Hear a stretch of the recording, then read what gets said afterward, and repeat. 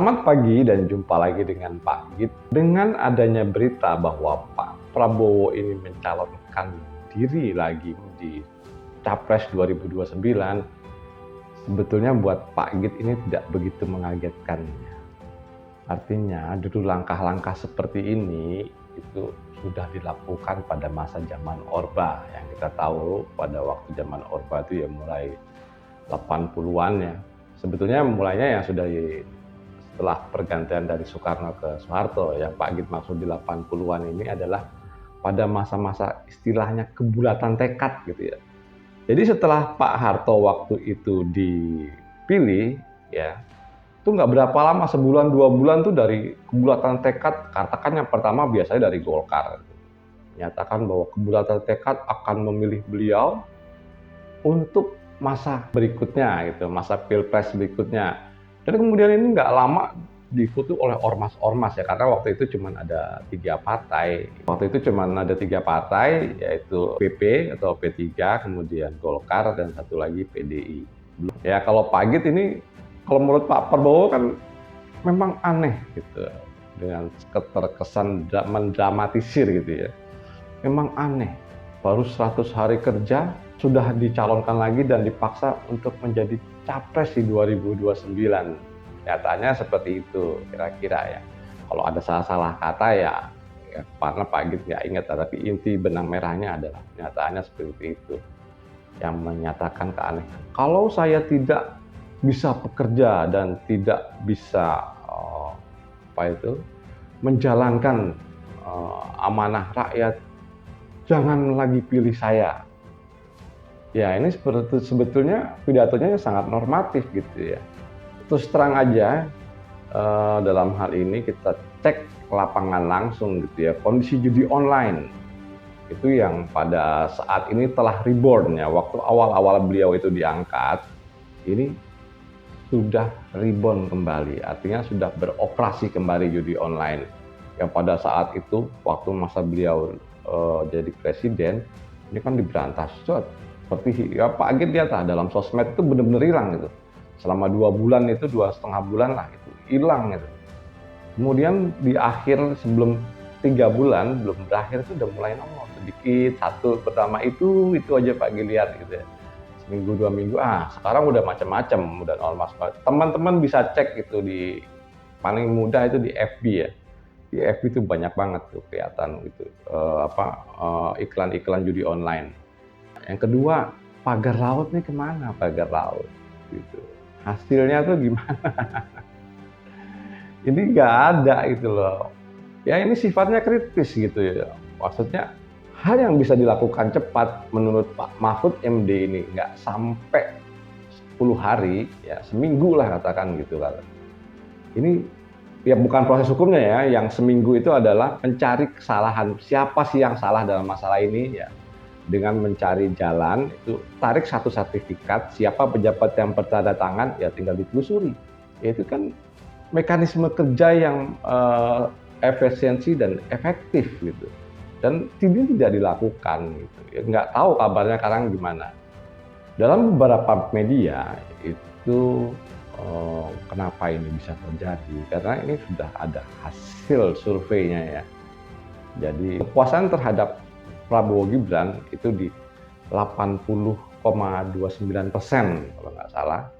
Dan ini meliputi apa aja gitu ya. Dan banyak hal-hal yang dicek dalam hal ini. Layanan kesehatan gratis ini angka tertinggi yaitu 85%, kemudian renovasi sekolah 82,14%, kenaikan gaji ASN TNI Polri 77%, kemudian langsung tunai ini di angka 66,9%, dan makan bergizi gratis di 66,8%. Yang angka terendah itu adalah menyediakan 3 juta rumah, kemudian berantas praktek ilegal narkoba di lapas, berantas judi online itu masih di 72,9%, yang Pak Git bahas tadi maksudnya ini masih tinggi. Kemudian cegah kebocoran penerimaan negara ini di 74%. Kalau melihat data tadi ya artinya tingkat kepuasan masyarakat dalam pemberantasan judi online itu di angka masih di atas 70%, Ya, informasi kalau menurut Pak Git, pertama informasi ya. Kedua kecerdasan masyarakat. Ya maaf kalau Pak Git bilang kecerdasan masyarakat ini nggak sampai tinggi gitu loh. Yang artinya masyarakat ini tahu nggak sih judi online ini telah reborn atau telah bangkit kembali, yang pada saat itu ya cuman omon-omon saja menurut Pak Git ya. Ini telah bangkit lagi dan tingkat kepuasannya 70%. Siapa yang disalahkan coba? Menyalahin Pak Prabowo nggak bisa. Yang disalahkan adalah kecerdasan masyarakat yang nggak ngerti. Terpaksa Pak Git ulang lagi ya. Masyarakat ini 72% tersebut yang hasil survei dari Litbang Kompas ini nggak ngerti gitu loh. Dalam arti Prabowo ingin memberantas tapi hasilnya zero. Kok tingkat kepuasannya 72%? Harusnya kalau masyarakatnya cerdas, tingkat kepuasannya di bawah 5% menurut Pak Git. Masyarakatnya berlogika gitu ya, hasilnya nggak ada, ngapain puas? Ya kenyataannya seperti itu. Apa yang diomongkan pada saat itu tidak terbukti sama sekali. Dan nggak perlu menuntut secara hukum gitu loh. Cukup besok di 2029 kita tidak melindungi beliau sudah cukup. Dan pencalonan beliau ini yaitu di dalam silaturahmi Kim di Hambalang ini didukung oleh dua mantan presiden yaitu Joko Widodo dan Susilo Bambang Yudhoyono.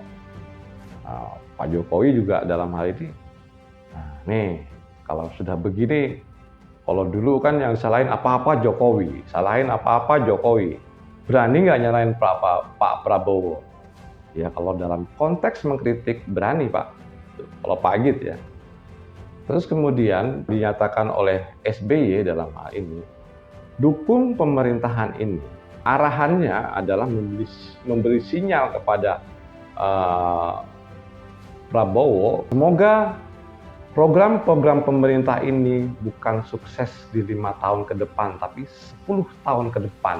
Nah ini kan sudah cukup untuk memberi sinyal, dan dalam hal ini jangan ada yang mengkhianati, bla bla bla lah. Pak Git juga tidak hafal yang diucapkan oleh Pak SBY.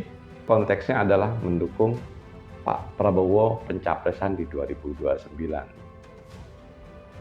Selain itu, Prabowo juga membentuk koalisi permanen. Koalisi permanen ini didukung oleh Kim. Ini jelas banget gitu. Dan akan memenangkan lagi nanti Pilpres di 2029. Jalan satu-satunya menurut Pak Git, kalau kita ingin menghentikan pergerakan ini, ya berpihak kepada PDIP, nggak ada lain. Karena hanya satu partai ini yang benar-benar berani dan konsisten melawan mereka. Yang lain sok ngikut, yang lain sok ngikut, semua ikut. Nah kalau semua ngikut, siapa oposisinya? Yang ini akhirnya membuat ketidakseimbangan ya. Yang jelas ini jelas tidak membuat keseimbangan. Maksudnya kalau dilihat Goliat versus David ya. Kim ini lawan PDIP seperti itu. Nah sekarang tinggal masyarakatnya. Kalau dilihat dari tingkat kepuasan sementara ini ya jelas itu terlihat kalau kepuasan ada di Pak Prabowo. Ya. Tapi ini bisa saja akan berubah karena ini perjalanannya masih panjang. Nah, makanya ini benar-benar dikunci gitu ya. Kim ini benar-benar dikunci menjadi koalisi permanen. Tapi apakah mungkin ya secara logik ini menjadi koalisi permanen? Dalam politik itu kan yang ada hanya kepentingan dan kepentingan. Kalau beliau menang lagi di 2029, nah 2034 ini kan udah ganti pemimpinan, akan mencari celah mereka masing-masing. Siapa sih nggak mau jadi presiden? Termasuk di sini adalah putra sulung dari SBY karena umurnya itu kan ya masih muda gitu ya. Juga putra sulung dari Pak Jokowi. Pak Git ambil kesimpulan dalam hal ini yaitu yang pertama, yang menurut Pak Prabowo aneh ya. Baru 100 hari kerja ini sudah dicalonkan menjadi capres untuk 2029, itu menurut Pak Git sama sekali tidak aneh. Karena praktek-praktek seperti ini telah terjadi sepanjang era Orde Baru. Itu yang pertama. Yang kedua, pembuatan atau pembentukan koalisi Indonesia Maju Permanen, nah ini benar-benar mengunci gitu ya, mengunci, istilahnya memperkuat posisi beliau nanti menjadi capres di 2029. Yang ketiga, yang terakhir menurut Pak Git, tidak ada satu cara pun ya, kecuali kita mendukung PDIP. Itu mau tidak mau, karena hanya satu partai ini yang berani melawan. Yang lain tuh udah ngumpul semua di situ. Bukan berarti Pak Git mempromosikan PDIP, bukan. Tapi bagi teman-teman yang tidak setuju, perjelas lagi ya, bagi teman-teman yang tidak setuju. Jadi kalau teman-teman yang setuju pencapresan Pak Prabowo di 2029, silakan untuk memilih Pak Prabowo. Tapi bagi teman-teman yang tidak setuju ini terulang, menurut Pak Git cuma satu cara, mendukung PDIP. Oke teman-teman, menurut Pak Git cukup sekian dan terima kasih.